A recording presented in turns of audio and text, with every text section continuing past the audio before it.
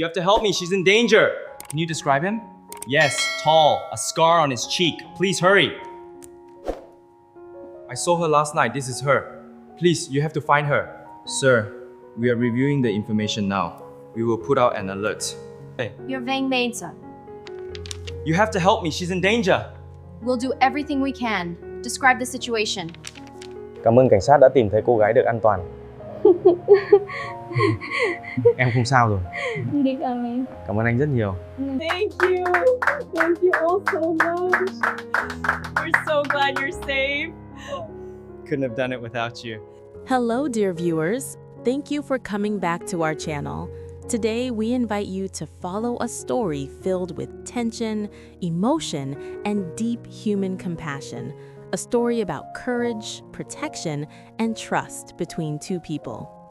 The story centers on a young CEO who discovers that Tieu Lac is being secretly targeted by dangerous individuals with harmful intentions. Without hesitation, he reports the situation to the police, willing to face any risk to keep her safe. Thanks to the swift action of law enforcement, Tieu Lac is eventually found unharmed. Their reunion at the police station becomes a powerful and emotional turning point, changing both of their lives forever.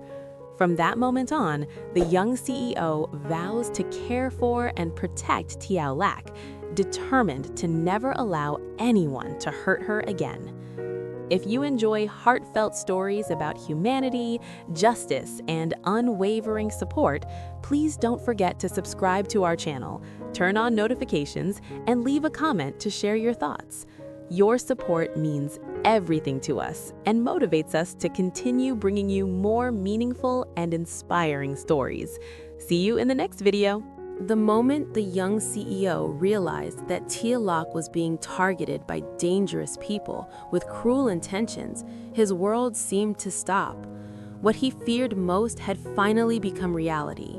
For days, he had sensed something was wrong. Strange silences, unanswered calls, and a growing unease that refused to leave his chest. Now, the truth stood clearly before him. There were people plotting to harm her, to take advantage of her vulnerability, and to destroy the fragile peace she had just begun to rebuild. Without hesitation, he made the most difficult but necessary decision of his life. He went straight to the police. At the police station, the young CEO laid everything bare. He recounted every detail he knew, every suspicious encounter, every threat that had been whispered in the shadows. His voice remained calm, but inside, his heart was pounding violently. He was not there as a powerful businessman or a wealthy executive. He was there as a man desperate to protect someone who meant more to him than he was ready to admit. He understood that reporting the matter would escalate the situation, that it might provoke retaliation from the criminals involved. But doing nothing was no longer an option. Allowing fear to dictate his actions would only give the bad people more power. As he spoke, the officers listened carefully, immediately recognizing the seriousness of the case. This was not a simple misunderstanding or a minor dispute. The intent to harm was real, calculated, and urgent. The CEO formally requested police protection for Tieu Lac, knowing well that she was emotionally fragile and physically unsafe. The thought of her facing danger alone haunted him relentlessly.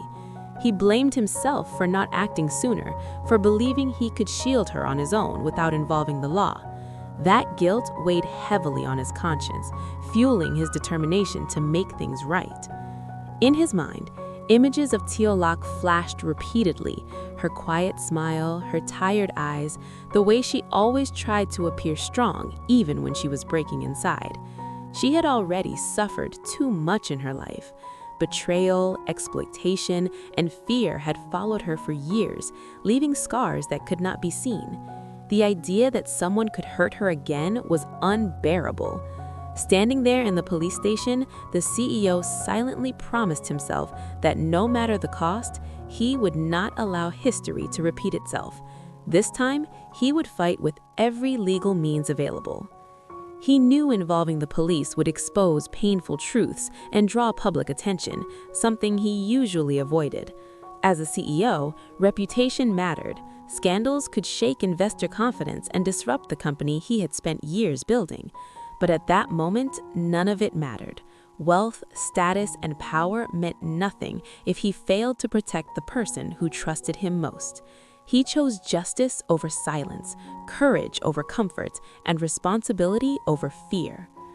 As the officers began organizing the investigation, the CEO felt a mixture of anxiety and fragile hope.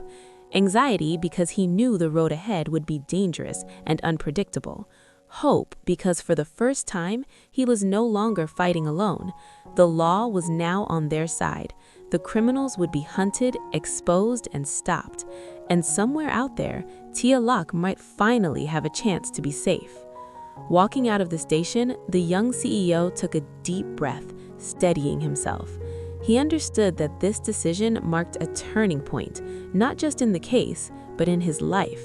From this moment on, everything he did would be guided by one unwavering purpose: to protect Tieu Lac, to restore her dignity, and to ensure that no one would ever have the power to harm her again. No matter how long it took, he was ready to see this through to the very end. The police wasted no time once the report was filed. Within hours, a specialized task force was assembled, treating the case with the urgency it demanded. Every detail the young CEO had provided was carefully reviewed, cross-checked, and documented. Surveillance footage was requested, phone records were analyzed, and known associates of the suspected criminals were quietly placed under observation. The atmosphere inside the investigation unit was tense but focused. Everyone understood that time was the enemy, and every passing minute increased the risk to Tieu Lac's safety. Officers began tracing Tieu Lac's last known movements, reconstructing her timeline piece by piece. Witnesses were questioned, including neighbors, shop owners, and anyone who might have seen her in the days leading up to her disappearance. At first, the clues were fragmented and confusing. Some reports contradicted one another, while others led to dead ends. Yet the investigators pressed on, refusing to overlook even the smallest detail. Experience had taught them that in cases like this, the truth often hid in places most people ignored. Meanwhile, the young CEO waited in a state of unbearable anxiety. Every ring of his phone made his heart race. Every moment of silence felt like torture. He replayed the last conversation he had with Tieu Lac over and over in his mind, searching for signs he might have missed. Guilt consumed him. Guilt for not insisting she stay closer. Guilt for believing she would be safe simply because he cared. He barely slept, haunted by the fear that the people who wanted to harm her were one step ahead. The investigation soon uncovered disturbing patterns. The suspects had been monitoring Tieu Lac for weeks, possibly longer. They knew her habits, her routines, and the places where she felt safest. This revelation hardened the resolve of the police. The case was no longer just about finding a missing person. It was about dismantling a calculated and predatory operation. Orders were issued for rapid response units to remain on standby, prepared for immediate action if a lead turned hot. A breakthrough finally came from an unexpected source. A traffic camera captured a vehicle matching witness descriptions near a remote area on the outskirts of the city. The footage showed unusual activity at odd hours, enough to raise serious suspicion. Investigators acted quickly, coordinating with local authorities to narrow down the location. As the pieces began to align, hope cautiously resurfaced. There was now a direction, a place where Tieu Lac might be. The operation to locate her was executed with precision. Officers moved quietly, carefully, unwilling to alert the suspects before securing her safety. When they finally reached the location, tension filled the air. Every step forward carried risk. The police were prepared for resistance, knowing the people involved would not surrender easily. But their priority was clear. Tieu Lac had to be found alive and unharmed.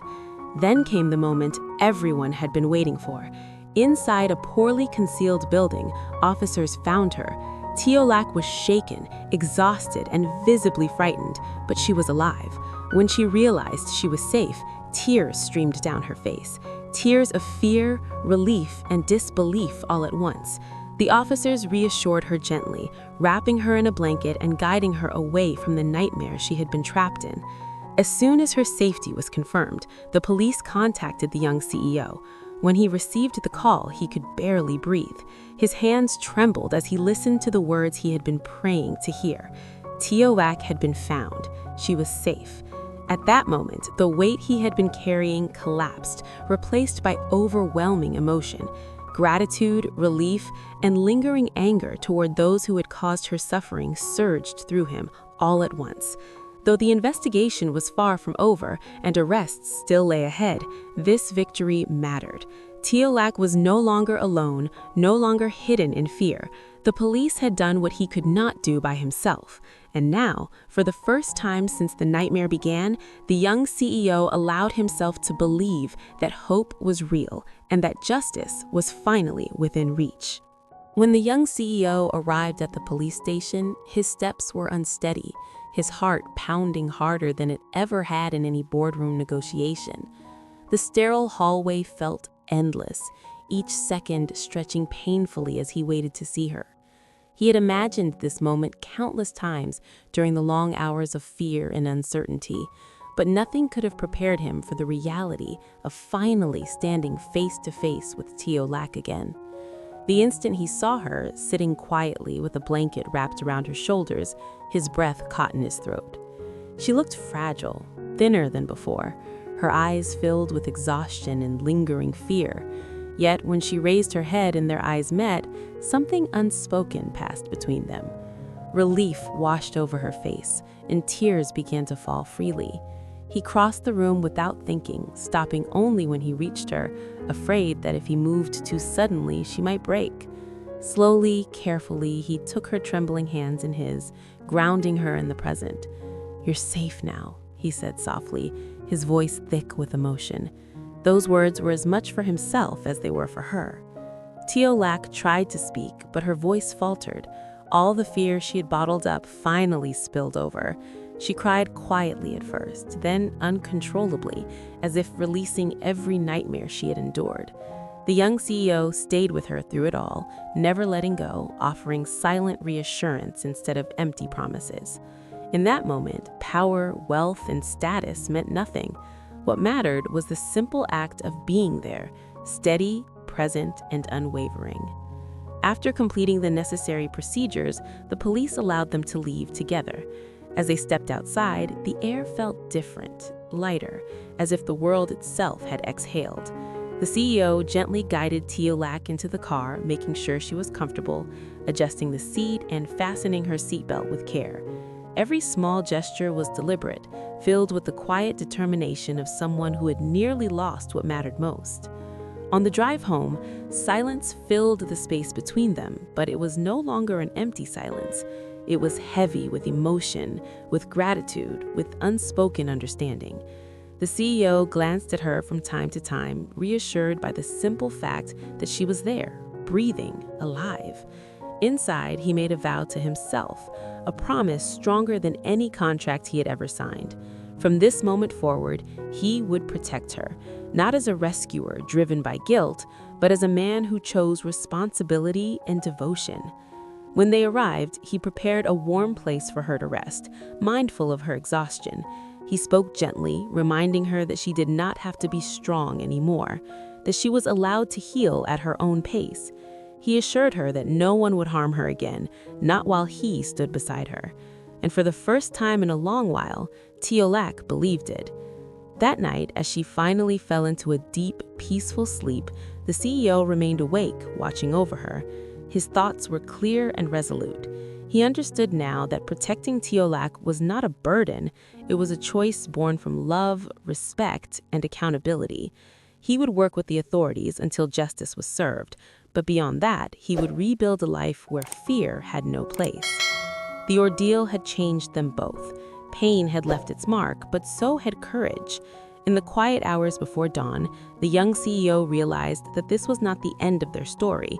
It was the beginning of something stronger.